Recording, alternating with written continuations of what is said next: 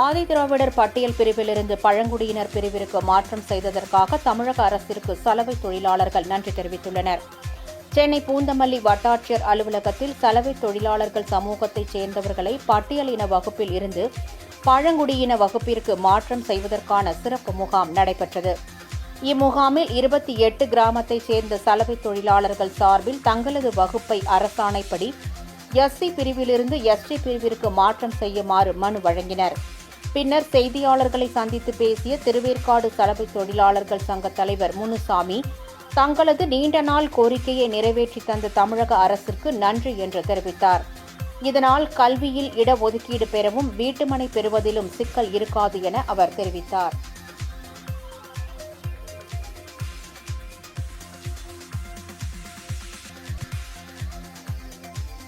தமிழ்நாடு சலவை தொழிலாளர் சங்கத்தினுடைய மத்திய சங்கத்தினுடைய கோரிக்கை, தமிழ்நாடு அரசுக்கு ஆதிதிராவிடர் பட்டியலில் இருக்கக்கூடிய வண்ணார் சமூகத்தை எஸ்சி என்று வருகிறது, ஆதிதிராவிடர் வருது. அதை நாங்கள் பட்டியலினத்திலிருந்து புதிய வண்ணாருக்கு மாற்ற சொல்லி கோரிக்கை கொடுத்தோம்.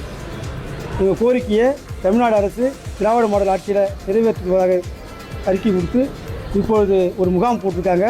தமிழ்நாடு முழுவதும் இருக்கக்கூடிய குதிரை வண்ணார், அதாவது ஆதிதிராவிட வண்ணாராக குதிரை வண்ணாராக மாற்றுறதுக்கு ஒரு ஜிஓ பாஸ் பண்ணி எல்லா வட்டாட்சி அலுவலகத்தையும் பண்ணுறாங்க. அதுக்காக தமிழ்நாடு அரசுக்கு மனமான நன்றி தெரிவிச்சுக்கிறோம். எங்கள் திருவேற்காட்டில் எங்கள் சமுதாய மக்கள் ஒரு 20 பேர் இருக்காங்க குதிரை வண்ணாரா. அவங்க ஆதிதிராவிட பட்டியல் இனத்தில் எஸ்சியில் வராங்க. குதிரை வண்ணாரா சேர்க்கறதுக்கு ஒரு 17 குடும்பத்தை நாங்கள் இப்போ கொண்டாந்து வட்டாட்சி அலுவலகத்தை மனு கொடுத்துருக்கோம். எங்கள் மனுவை பரிசீலனை பண்ணி நாளைக்கே நிறைவேற்றணும்னு சொல்லிட்டு தாசில்தார்லாம் கோரிக்கை ஒப்புதல் கொடுத்தாங்க. அவங்களுக்கு நன்றி. எங்களுடைய கோரிக்கையை தமிழ்நாடு அரசு இவ்வளவு சீக்கிரம் நிறைவேற்ற எதிர்பார்க்கவில்லை. இவ்வளவு சீக்கிரமாக நிறைவேற்றி எங்கள் சமூகத்தை வாழ்வதற்கு தமிழ்நாடு அரசுக்கு மனமான நன்றி தெரிவித்துக் கொள்கிறோம். என்ன வேணும்? எஸ்சி, அதாவது எஸ்சியில் இருக்கிறவங்க 10 வகுப்பு இருக்காங்க. அதில் எஸ்சிலேயே தாழ்த்தப்பட்டவங்க உயர்த்தப்பட்டவங்க அதிலே இருக்காங்க. அந்த வெட்டியான் வண்ணார் அப்படி இருக்கும்போது எங்களை எல்லாமே ஒரே சரிசமமாக பட்டியலில் வச்சுருக்காங்க, எஸ்சியில் வச்சுருக்காங்க. நாங்கள் அதில் தனியாக பிரிக்கிறோம். அதில் தனியாக பிரித்து கேட்குறோம். நாங்கள் எங்களுக்கு தனியாக பிரித்து கொடுங்க, குதிரை வண்ணாராக கொடுங்க. அதாவது சலுகை கிடைக்குங்க. அதாவது எங்களுக்கு எங்கள் மக்கள் படிக்கணும். அந்த 10 பேர் நாங்கள் ஒத்ததாக இருக்கிறோம். நாங்கள் தனியாக இருக்குன்னு சொல்கிறோம். 10 பேர் இருக்காங்க இல்லையா, 10 பேரில் ஒருத்தர் நாங்கள். ஆனால் நாங்கள் தனியாக வண்ணான்னு சொல்லிட்டு காமிக்கணும், பட்டியலினம் காமிக்கிறோம். அந்த பட்டியலினத்தை நாங்கள் இப்படி கூட்டு வரணும்னு நினைக்கிறோம். அரசோட சலுகை என்ன கிடைக்கும்? எஸ்சியில் இருந்தால் இல்லைங்க, என் குழந்தைங்க படிப்பு முன்னேறுங்க. எங்கள் சலுகைக்காக வரல, சலுகை எங்களுக்கு தேவையில்லை. என் குழந்தைங்க பொருளாதாரம் முன்னேறணும். என் இனம் ஃபுல்லாக பாதி பேர் வாடகை வீட்டில் தான் இருக்காங்க. ஆமாம், படிப்பு வேறு புண்ணியம் வந்துருக்கு, அவ்வளோதான்.